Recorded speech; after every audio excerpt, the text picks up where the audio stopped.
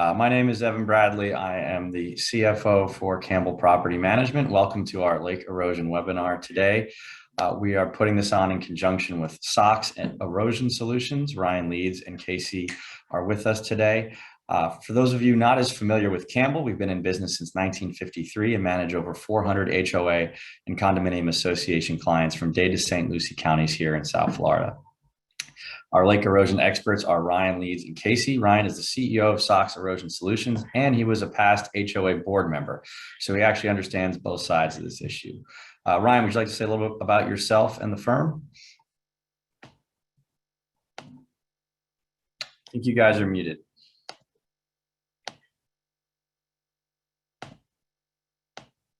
Ryan?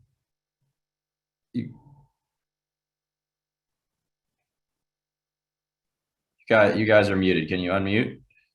There you go. We didn't realize that we had lost, or that we had regained control. Yeah, Evan, thank you so much for the introduction. As Evan mentioned, I'm Ryan Leeds, CEO of Sox Erosion, and with me is my partner and National Sales Director, Casey Cittadino. Hopefully, we'll be able to provide you with a clear understanding of what our goals and purposes are in the world of lake bank erosion. And as Evan had mentioned earlier, I certainly can appreciate the position that you're in, having lived in an HOA community now in South Florida since 1994, so a lot of years. And as well, I served as treasurer on the board at Woodfield Country Club for 8 years. So I understand not only the benefit of being a homeowner in an HOA or planned unit development, but also as a board member. So thank you, Evan, very much for the opportunity to talk about what we think is a significant problem here in South Florida and obviously globally. I'm going to talk for the first bit about some of the opinions that I have and the sense of what I see as a problem and solution. Then Casey's going to take it over from a more granular standpoint. So again, thank you guys very much. Thanks a lot for being with us today, Ryan. Just a reminder, this is for informational purposes and not legal, management, or engineering advice. If you have questions about your specific community, please do reach out to your association's engineer or lake maintenance company about this topic. Please do take advantage of the Q&A, but please try to limit it to questions about the course material. Questions about your individual situation are going to be beyond the scope of our presentation today. So getting into the agenda, we're going to try to cover what is lake erosion, how does it happen, and what are the risks associated with it. We'll talk a little bit about prevention, what can be done to keep it from happening, and then how to know if you have a problem, and then ultimately, how do you solve a problem once you have established you have erosion in your community. So let's start off with what is erosion. Ryan, why don't you take us through what this is and how it happens? Obviously, by definition, erosion is a geological process where materials are migrating and moving or worn away by natural forces, such as wind, water, and gravity. So essentially, in South Florida, and I think for the most part, Evan, is the audience all South Florida or Florida audience today? Yep, we have all South Florida audience. Great. So we'll talk specifically about South Florida. Erosion, obviously, in Nevada and Michigan are slightly different. But, wind, gravity, and water, all of which we have a lot of here in South Florida. And the pictures that you see on the screen are quite honestly, very, very representative of what most of you may see in your backyards and communities. All right. So what are the most common causes that we see down here? What causes kind of the worst erosion that you see? So the most common causes, if you're in a tidal environment, would be the raising and lowering of water. Obviously, we have rainy seasons and dry seasons, so the raising and lowering of the lake levels within the retention ponds. But a lot of what we see also is damage from burrowing animals, from different types of waterfowl, from different types of lizards and iguanas. You also have destabilization just from the change in season and from the change in vegetation. So instability is a result of, and like we said, you know, wind, water. We have major storms that lead to large, you know, pieces of property being shifted around. So lack of stability. Mhm. And in addition to that, you know, when a developer develops a planned unit development, lots of homes around lots of lakes, and what we as homeowners call lakefront property, what that lakefront property actually is most of the time is part of a stormwater retention plan. And those stormwater ponds are all man-made ponds, and it's intentionally disturbed land for the purpose of containing stormwater, and it all leads to destabilization. I'd like to jump in and add really quickly, you know, as we maintain our properties, you know, we have landscape companies, we have lawnmowers, we have all types of human elements that are potentially affecting the grounds. And one thing that has become really relevant in HOA communities, a lot of times these homes are built without gutters. And then homeowners come in and put gutters on, and now there is a stream of force of water down particular channels behind certain homes, which can cause ruts and rills. And these pictures here may seem extreme, and your properties may not look like this, but as you're walking near the embankment, which I was out at a HOA yesterday, it may look vegetated, but you might run into really soft spots where you can almost sink in, and those are actually more problematic, and because you can't see them with the naked eye. Yeah, and part of what you're talking about, Casey, is that when a lawn maintenance company does their trimming and does their mowing, generally when they get down toward the water body, they're doing a hover mow with a whip or what we used to call a weed eater. And unfortunately, if you're making the top layer even, you're not allowing for the exposure of these divots and ruts and rills, like Casey said. But I think we get a little more into some additional photos like that as we get deeper into the presentation.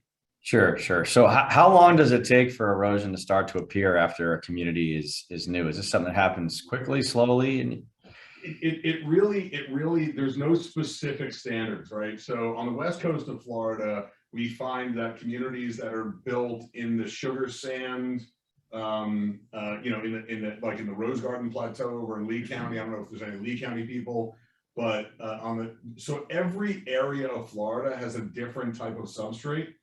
South of Broward County, it tends to be much more limestone and capstone. So what a developer will do is they'll build up a 24-inch layer of pad, right? So they build a building pad on top of a limestone cap, and then you have a sheer drop off.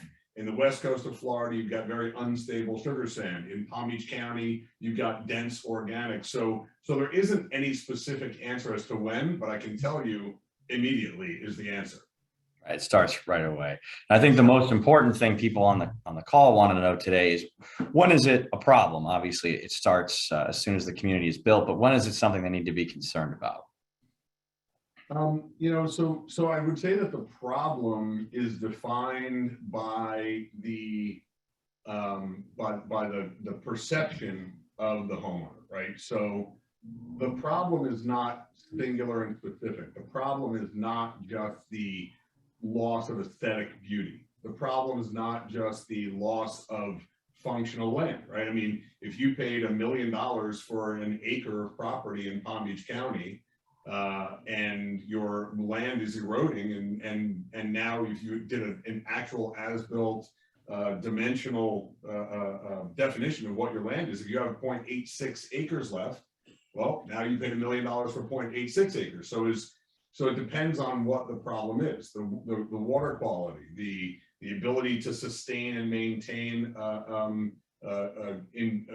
indigenous Florida aquatic plants. There's a lot of different problems, but we can address each of them as we get deeper into the discussion. We're going to address how these problems can be mitigated and how they can be satisfied.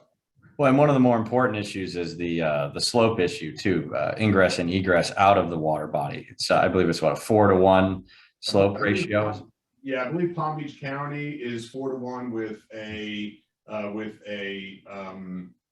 a true access every 75 feet. So if you have a bulkhead or a sheet pile wall or a concrete seawall, I believe, and don't quote me, but it's somewhere around 50 to 75 I was feet gonna say that you have to have a 75. safe access, right? Right, and this, right, and then the 4-to-1 slope is if it gradually enters the water, you can only go down, what is it, 1 foot for every 4 feet of distance away from the water entrance, right? When you talk about slope, technically it's what's called rise over run, Mm-hmm. right? So you're only going to rise 1 foot Mm-hmm. for every 4 feet that you run. So a 4-to-1 grade would be a gradual grade.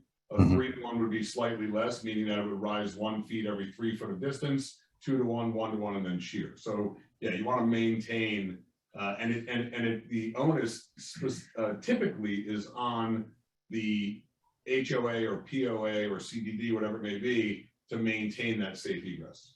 Right. You want to avoid the liability. So that takes us right into the risks. What are the risks associations should be aware of related to erosion? So the common risk that when we have conversations, and we have lots of conversations in the HOA community, most of the risks that people perceive are the diminished aesthetics, right? You know, I used to have this beautiful lakefront. Now it looks like a choppy, busted, ugly environment. A lot of people think about their personal safety risk. You know, when I'm walking my dog and I step into a hole, I could roll my ankle. And then obviously, a lot of people also talk about, well, if I used to have 50 feet of backyard and now I only have 42 feet of backyard, where did my 8 feet go, right? Feet is dollars.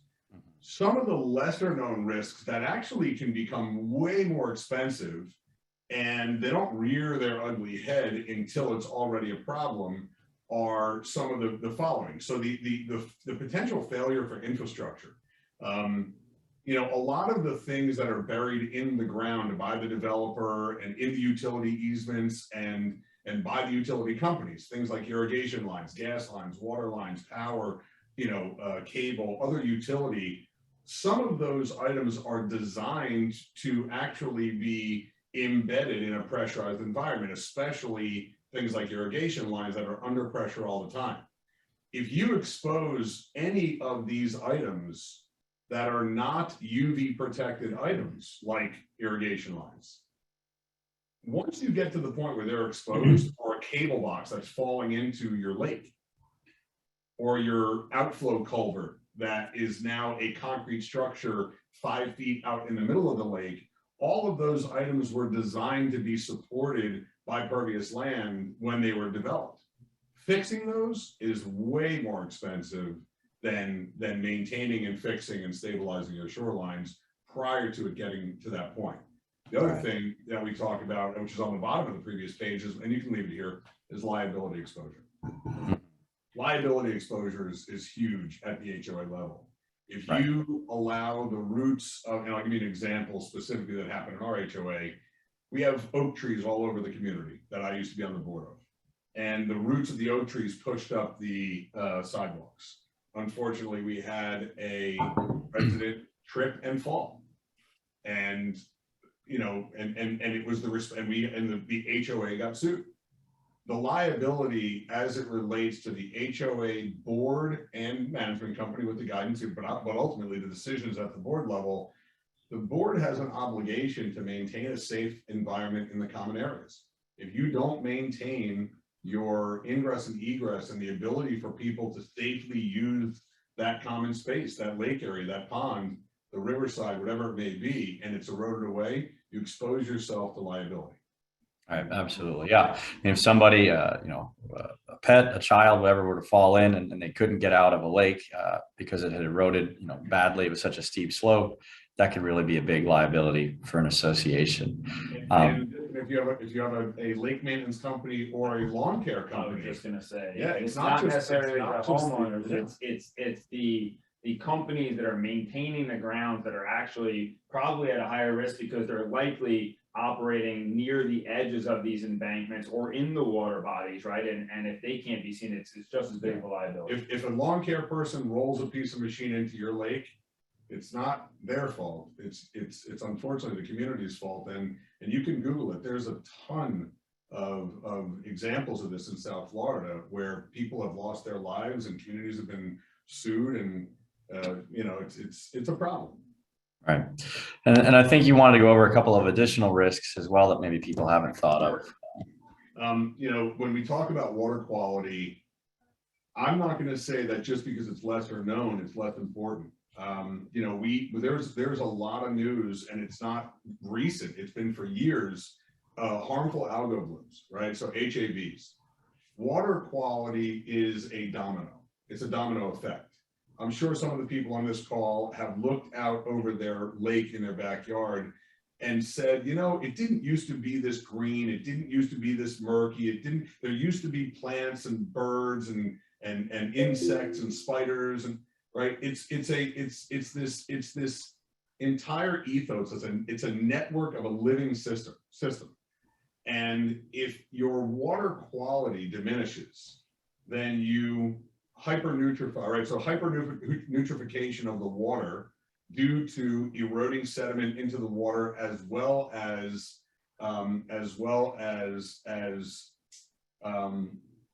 fertilizer, right, going down into your water body, that leads to invasive species growth. That leads to invasive plant growth.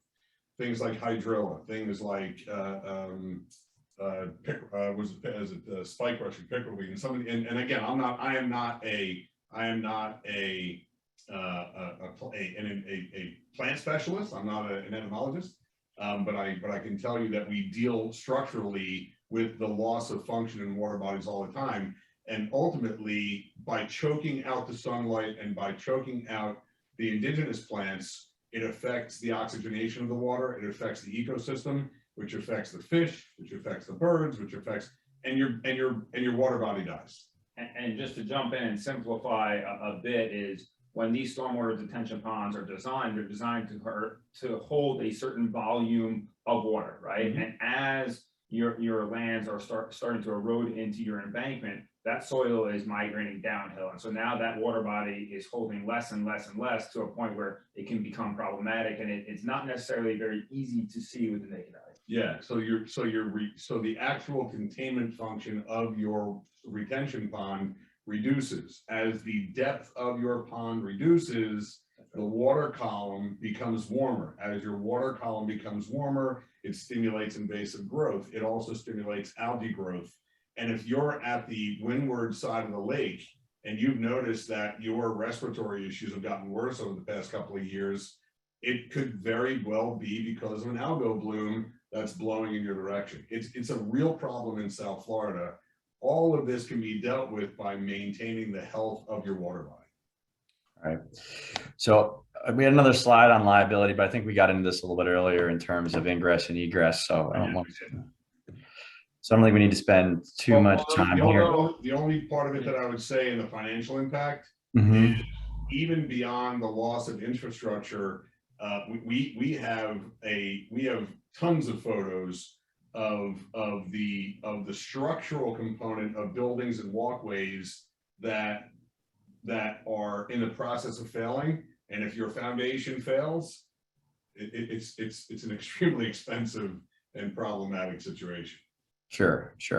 So, I mean, I'm sure people are curious, you know, who should you talk to if you want to have these things looked at? And I think the best course of action for an HOA is really to get a civil engineer on board to actually look at this, you know, look at your lake bank situation, determine, are you meeting the proper slope requirements? You know, have you lost, you know, a certain amount of land? And then ultimately, what is the solution to kind of, you know, repair this damage, right? I mean, is that what you guys recommend? I'd actually argue that there would be a combination of not just engineers, but lake maintenance management companies and landscape companies, and even just traditional erosion control companies that are real experts in the space, that can help identify this way before the needs of you know, a civil or environmental engineer. And depending on who's actually working on a particular property or an HOA, you may have a company that is actively in this space that you can ask those questions way before you get to that point. Go ahead. I echo what Casey said. You know, there are experts in the field of maintenance and of management of the lake and land connection environment that they would seek the guidance of an engineer if the problem rises to the occasion, right? So if you called an electrician to fix an electrical element in your home, he might not seek the guidance of an MEP engineer because it falls within his purview of expertise. It's the same thing here, that the only time you're going to get an engineer involved is generally when you've got infrastructure, structure, or above ground or below ground structures that are at risk of failure. Usually you can fix the problem with the expertise of an erosion control company or companies that provide erosion control services, like some landscape companies do, like some lake maintenance companies do, and fix the problem prior to it getting to the point where you've got infrastructure failure. Gotcha. So I'm sure another thing people are curious about is preventative maintenance. Obviously, we don't want to get to the point where we have a huge infrastructure project if we can avoid it. So what do you recommend to be doing in terms of preventive measures? I'm gonna start this and then I'm gonna pass it off to Casey. What I can tell you is, when planning for prevention, you don't plan for the you plan for the contingencies. Meaning, if you're gonna design something and plan for an anomalous event, meaning a hurricane or some type of other significant weather event, a significant drought or a significant deluge where things are dying or being moved because of an anomaly in the weather pattern, you want to design it with that in mind. And no matter what you put out there from a vegetative standpoint, if you're going to give it the best chance to survive, you want to give it a protective structure. You want to protect the edge while protecting the edge. And I'll let Casey get into that a little more, but what we find is that no matter what you plant, unless you give it a structural grid and something that protects its own basis, you're potentially going to lose it in a major weather event. Yeah, I would start with preventative measures, and in Palm Beach County, there are certain rules and regs, and it varies around the state. Being from up north, coming down and seeing upland aquatics, myself at first glance, I was like, why are we planting into the water body, not fully understanding that it is one of the first lines of defense for stopping erosion, because it's slowing and mitigating, the water bodies moving. But from a really basic standpoint, is just ensuring that there's vegetation, whether it's upland aquatics or there's sod, rooted through at the leading edge, and noticing that early enough on and keeping root structure, because root structure is the first line of defense. And once the root structure goes and you see some of the sod going, now the soil is loose. And once the soil is loose, when water bodies rise or fall or rain events occur, it's pulling loose soils downhill, and that event can start slow and become gradual or very quickly, and that's where you start getting these soft spots, and then in combination of the loss of the root structure, now you got people walking, you got maintenance equipment driving over it, and all of those things combined start forcing erosion to happen. So root structure for me is the number one. It's a real domino effect. In this picture, Evan, what you got here is what's called the littoral shelf, a littoral zone. That zone in between the edge of the grass and the open space of the lake is the littoral shelf. What that does is it reduces the wave action by planting plants appropriate, non-invasive. You want indigenous species aquatic plants. When you plant those plants in that zone, it reduces the wave action against the shoreline. But again, you want to make sure that shoreline is protected and stabilized, so when the extreme weather event happens, you don't lose that functionality. Gotcha.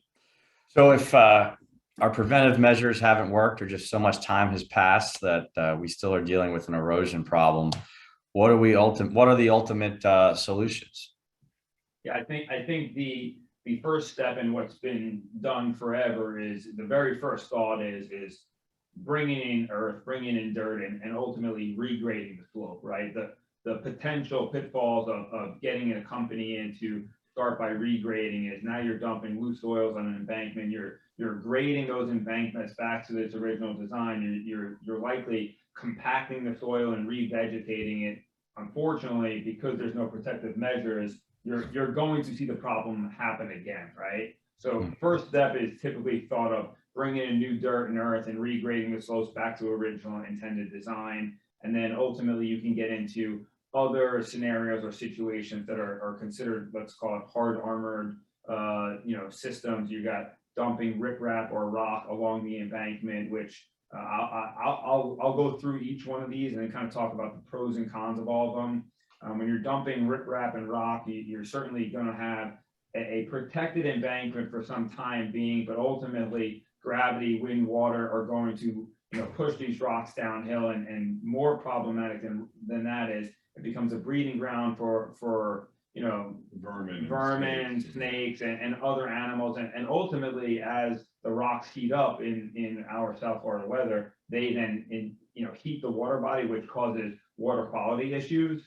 You have things like geotubes, which are essentially dewatering tubes that have been now repurposed as an erosion device. Unfortunately, the chemistry makeup of geotubes, they're polypropylene and they're woven, and once that weave is compromised, it's gonna lead to much bigger issues. But most importantly is they do not support root vegetation. So when you sod over these types of tubes, within weeks or months, you're going to be left with this structure that is black tube, very visible to the naked eye, and I can tell you most homeowners are not happy. And then you get into much more expensive items like concrete, walls and sheet metal pot or sheet bulkheads or even wooden bulkheads, where you're talking real structure and you're building a wall, and ultimately, now you have the problems of safe ingress and egress, and aesthetically that's to the opinion of the HOA and the community if they want that look or not.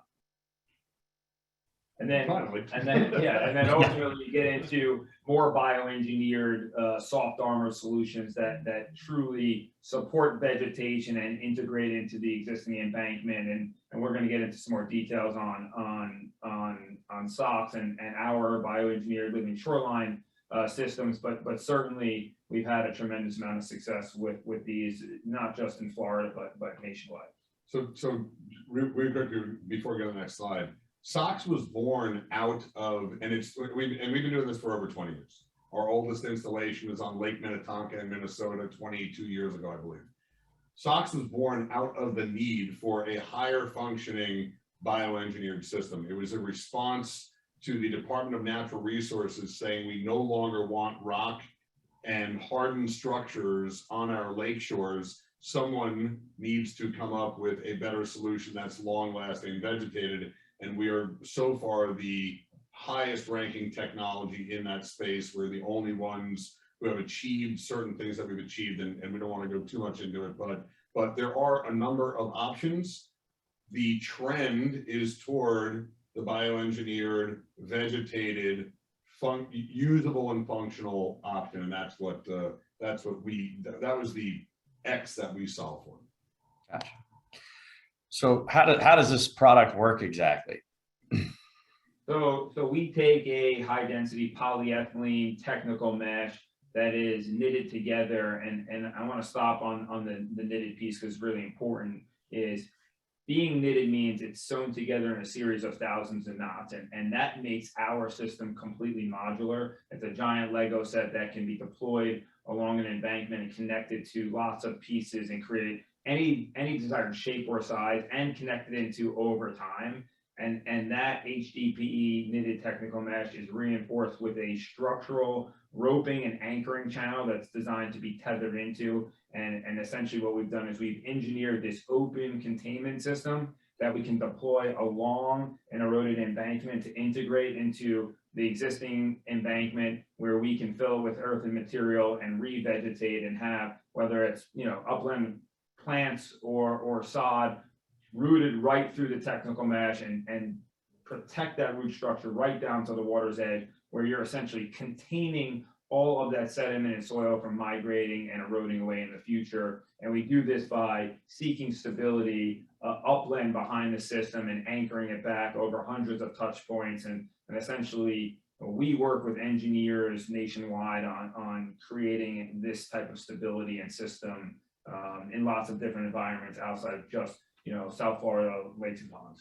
Yeah, we're in 44 states currently, so we deal with different types of erosion in different types of environments all day long. One of the biggest components of the system is we're so low impact and we're so lightweight that we can get out into an HOA property, deploy the system fairly rapidly, potentially dredge sediment from the adjacent water body and repurpose that sediment into the system, or bring in the appropriate fill and fill the system and revegetate without having to get heavy equipment out there and tear the grounds up. Most of the time, these specialized companies that do our type of work can do 500 to 1,000 feet in a week's time. So it's a very fast installation method on top of all the other features. And Evan, just to be clear, we are not in the business of installing these systems. We develop technologies, we certify and train labor-based organizations that work with HOAs, and it's not like you have to use this one specific individual. If there's a HOA out there that loves their one labor organization, we would be happy to have a conversation, train them, certify them, and work with them as a facet of their business. All right. So let's look at a few examples here. How much land can you guys reclaim if someone's lost 8 feet, 10 feet out of their backyard? How much can you get back? If you want, potentially. Now, it really is dependent on the environment, and certainly budget always is a factor, right? And once again, because the system is modular, we've reclaimed 30 feet of failed embankment, and we've basically gone into properties and said, hey, what is the problem you're dealing with, and what is the solution or goal? And we help essentially companies design the solution, whether it's preventing it for the future or reclaiming lost land or creating a two-tiered 30-foot slope like you're seeing here. It really is dependent on the goal of the to answer Evan's question, this is actually a good picture, because if you look at the trees on the left-hand side toward the right top right corner, those trees were not connected to any usable land. And the far right, the after photo, the slope is right at those two trees. What this actual project was an unusable lot at a Toll Brothers property, or Lennar. It was a Lennar project in Texas where there was a section of the property that was along a little stream bank that was an undevelopable lot. And we reclaimed, in this case, I think it was about 20-25 feet. Yeah, the slope itself was 30 feet. Yeah, so the answer to your specific question is we can reclaim a lot of land. And just to piggyback of that on, in recent conversations with a number of different HOA properties, homeowners that are potentially wanting to sell, where I've had these conversations where I've said to them, when you go to sell your property, I would absolutely talk to them about a feature of this on the home, because you have taken preventive measures to say to a homeowner, when you're buying this property, you're not going to have to worry about future erosion. I've already taken care of it for the long term. And so it can drastically increase property value just by having preventive measures in. Sure. All right. And I think we talked about this a little bit, but how long will a repair like this will last?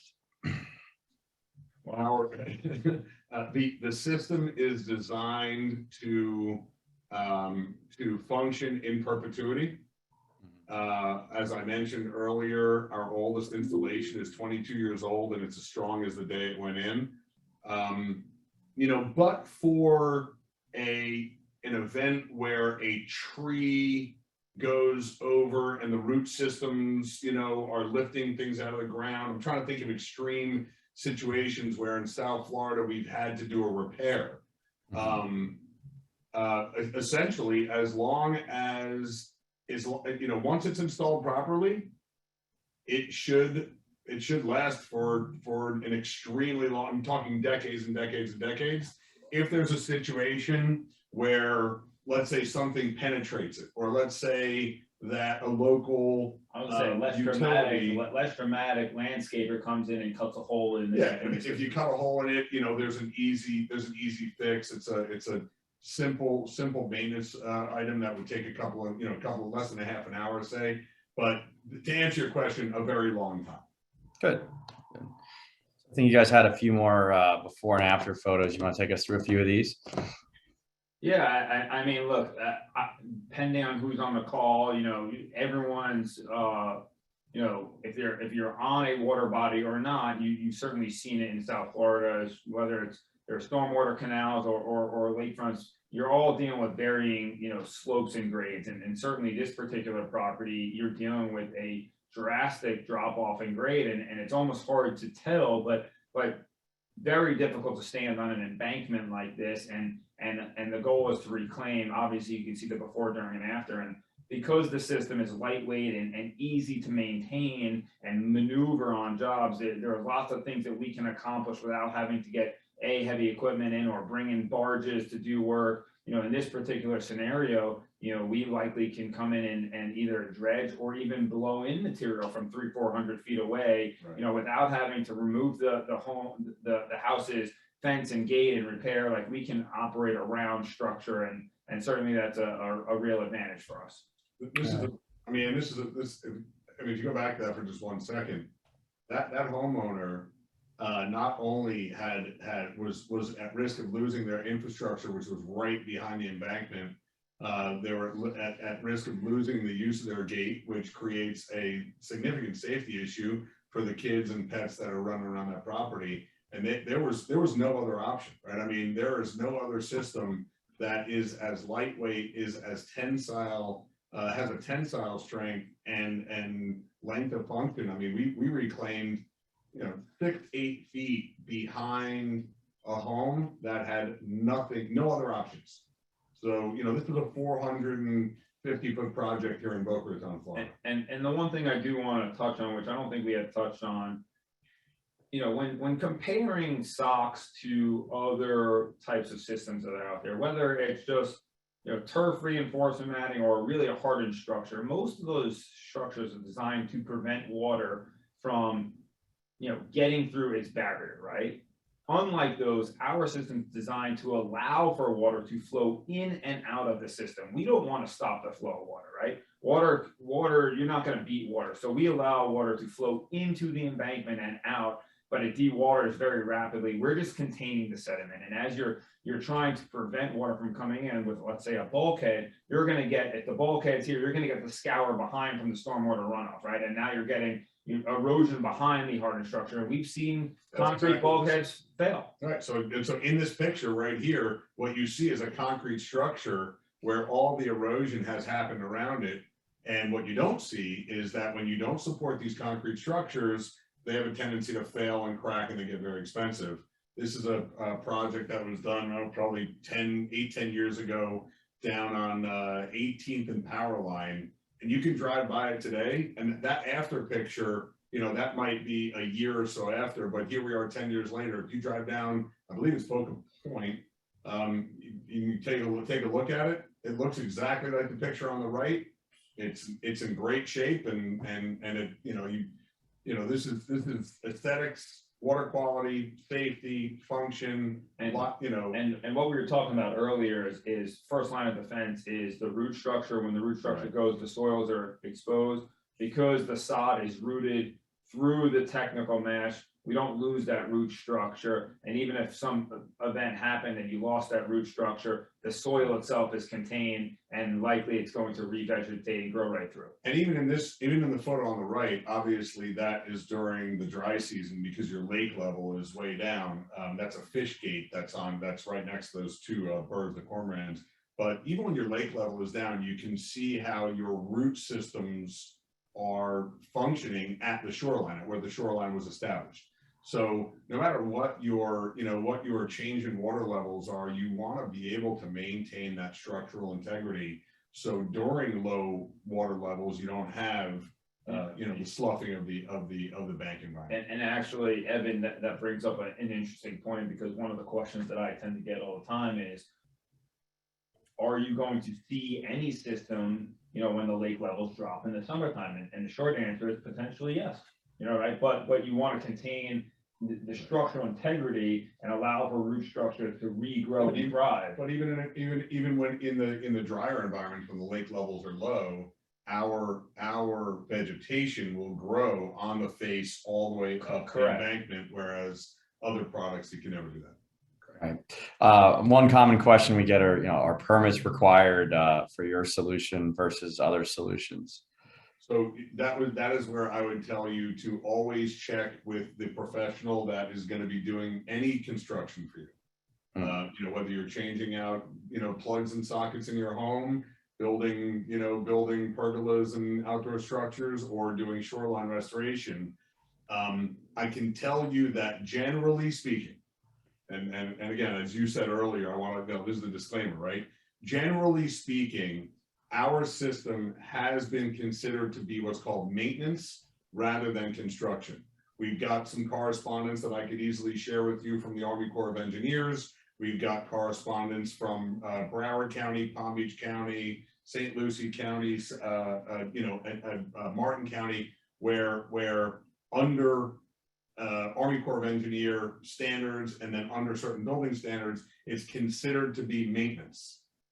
That being said, ultimately the onus is on the homeowner to make sure that working in the zone that they want to work in doesn't require some type of approval, whether it's HOA approval or you know, maybe you're working in a utility easement where you need utility approval. You should check with your professional. If you're not 100% sure, check with your professionals to make sure that you're not subject to any approval, let alone just permit.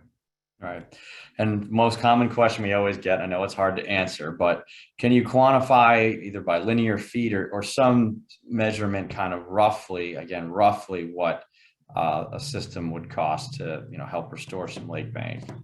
And I know it's hard, but is there any way you can quantify it? One question that we hate answering. Before he jumps in, I just want to help you guys understand some of the things that go into pricing out a system, right? How severe is the problem? How much land do we need to reclaim? What volume of earth do we need to dredge or bring in? What is the total size? Is there easy access to, you know, get to the water body, right? Is there the correct easement? Are there drain lines or outflow culverts or any infrastructure that needs to be, you know, looked at and worked around, right? There are probably 10 to 15 line items, you know, your mobilization, your coordination, your, you know, all of these things that you need to consider for installing our system. I will, and he may yell at me right now. No, I mean, that being said, I have seen prices in South Florida range from, and he's going to yell at me, but I've seen national averages. I have seen things range from $70 a linear foot, you know, reclaiming 5 feet of slope, up to $150 a linear foot, reclaiming 20 feet of slope. It really is project dependent and HOA dependent, and certainly it is a question we get asked all the time, but there are so many wide ranges of things that can affect the overall price. It's significantly less expensive than a lot of common alternatives, and it has a longer lifespan than lots of less expensive alternatives. Not less expensive than us, but less expensive in the range of erosion control.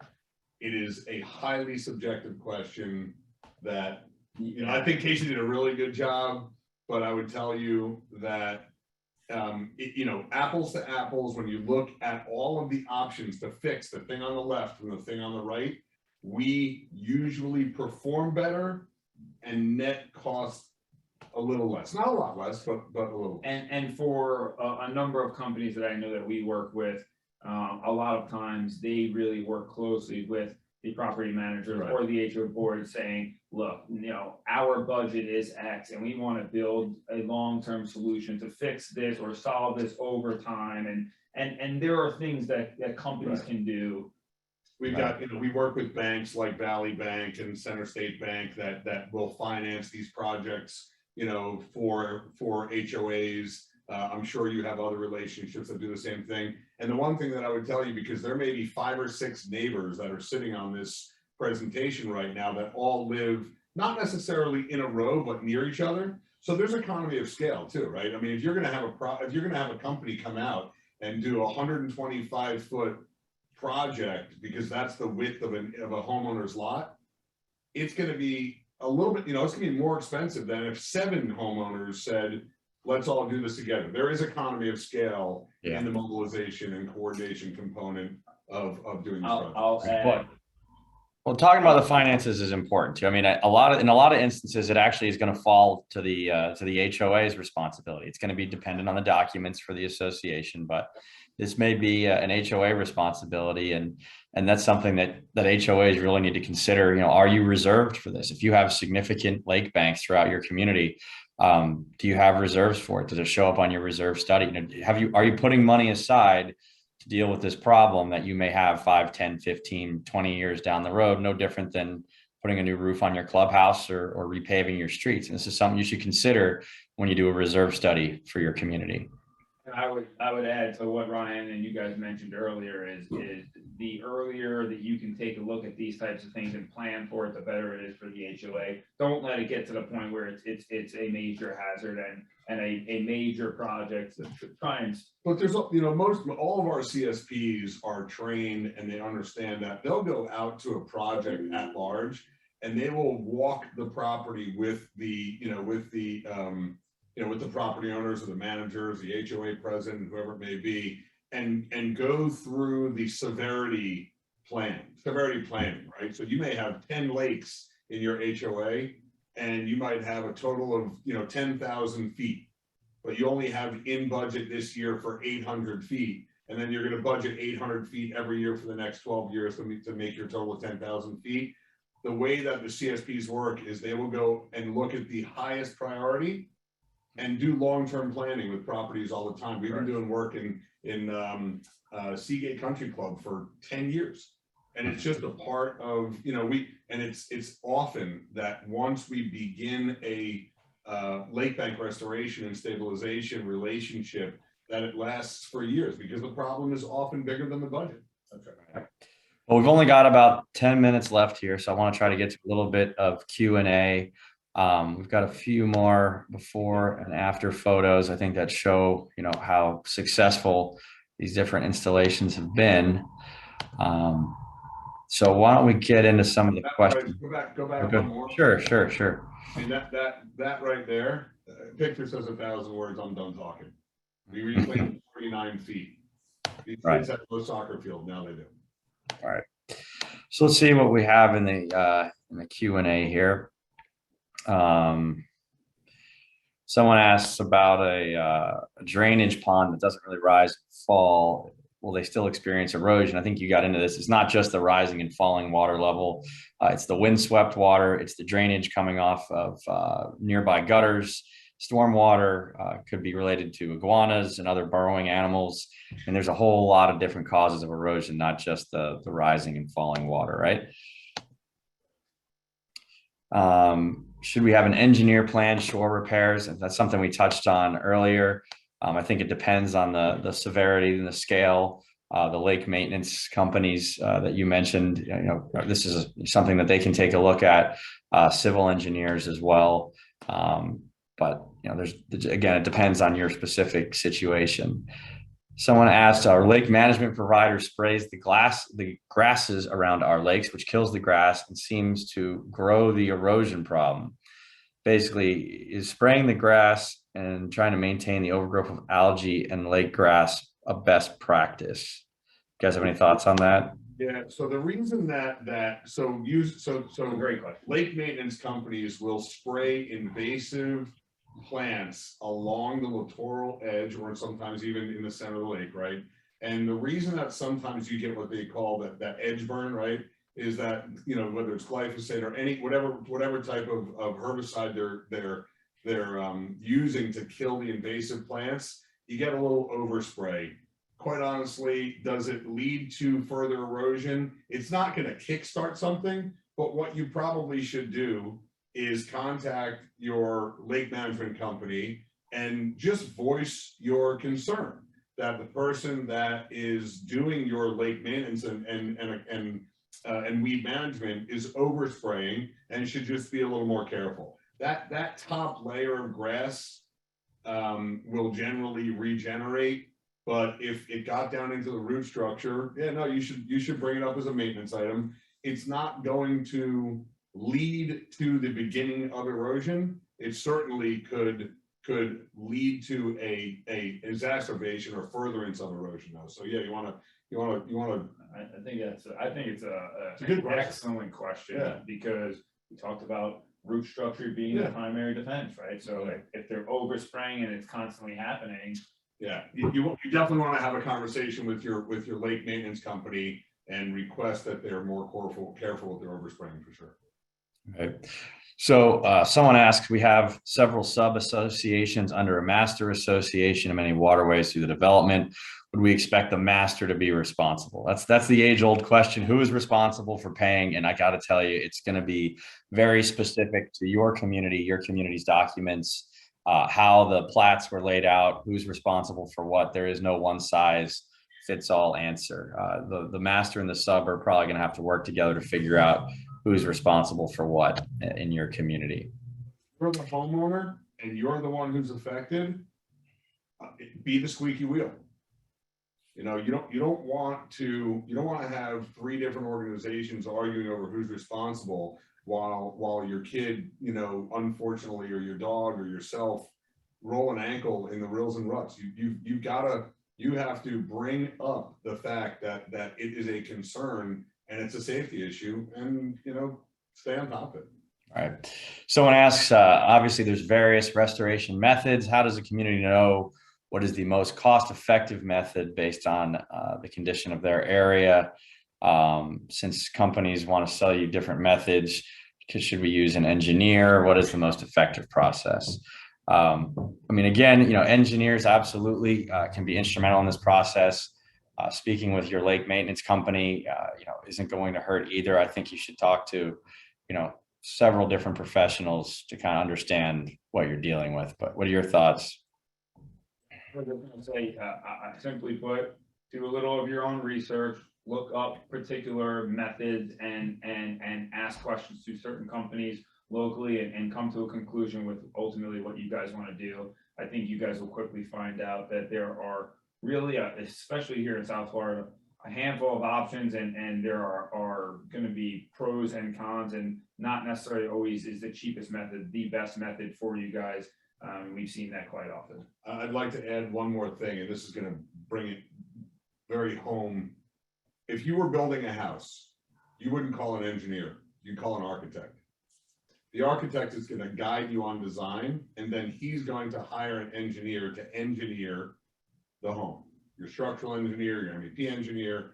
I would not start the conversation with an engineer because there's a language gap. I would start the conversation with a lawn care, lake maintenance, or erosion professional who's then going to bridge the gap between the technical issues that an engineer is going to go into. So I think, listen, we deal with engineers all day long.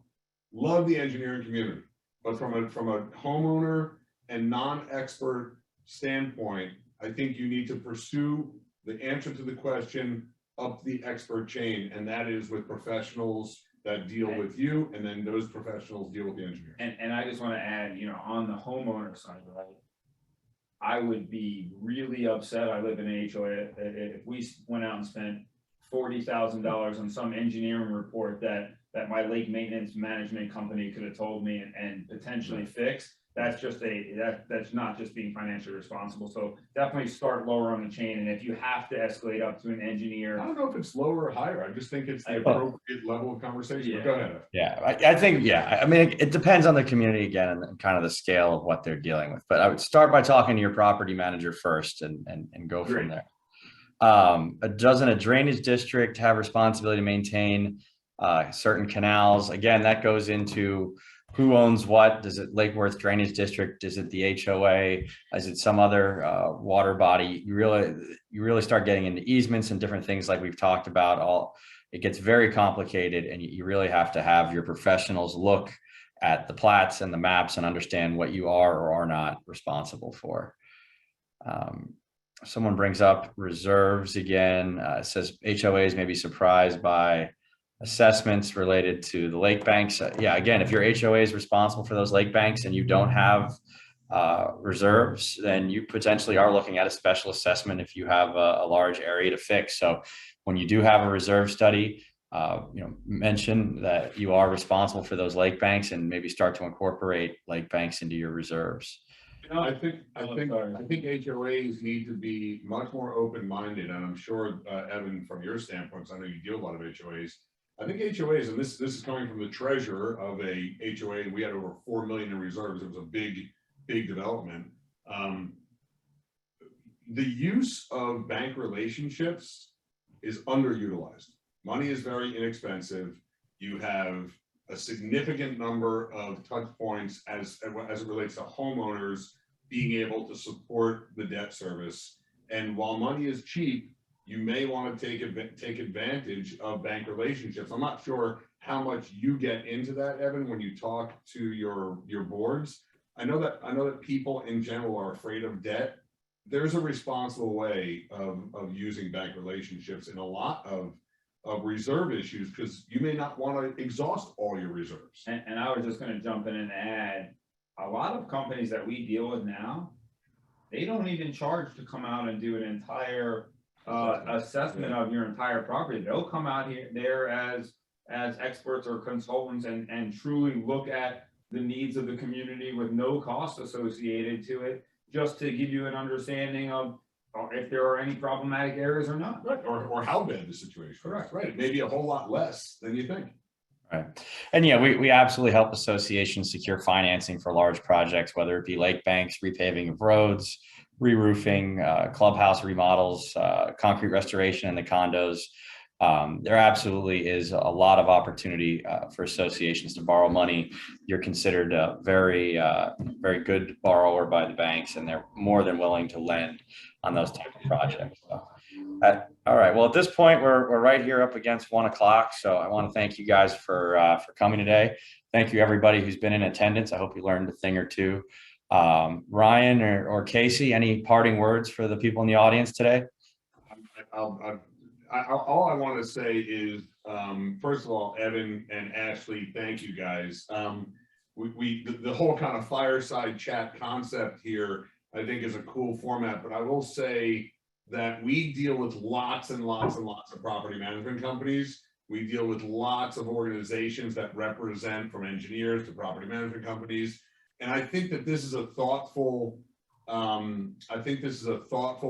and a thoughtful form. And I think because of the acceptance and adaptation of video conferencing, it becomes comfortable and relevant. But I just want to applaud you guys for taking the time to include your homeowners in the conversation as it relates to environmental sustainability and just the thoughtfulness on the management and understanding of the world of not just erosion control, because this leads to a bigger conversation of getting homeowners involved in the solution as much as the problem. So thank you guys. Thank Campbell, thank Evan for being cutting edge. I think this is really a thoughtful way that you brought these questions out, and thank you for allowing us to be part of it.